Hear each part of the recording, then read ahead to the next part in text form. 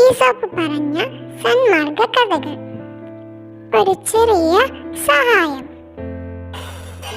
വിശന്നു തളർന്ന കഴുത കുതിരയുടെ സമീപം ചെന്ന് ഇങ്ങനെ പറഞ്ഞു: സ്നേഹിത, വിശന്നു ചാവാറായി. നിന്റെ ഭക്ഷണത്തിൽ നിന്ന് അല്പം എനിക്ക് തരാൻ ദയവുണ്ടാവണം. അപ്പോൾ കുതിര പറഞ്ഞു: ആദ്യം എന്റെ തീറ്റ് നടക്കട്ടെ.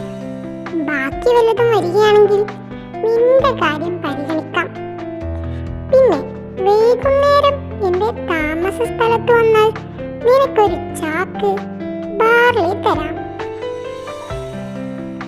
കഴുത ഇങ്ങനെ പറഞ്ഞു: സഹോദര, വിശന്നു തളർന്ന് എനിക്ക് ഇപ്പോൾ ഒരു ചെറിയ സഹായം ചെയ്യാൻ മടിക്കുന്ന നീ ഭാവിയിൽ വലിയ സഹായം ചെയ്യുമെന്ന് ഞാൻ കരുതുന്നതേയില്ല. കഴുത അതിൻ്റെ വഴിക്ക് പോയി.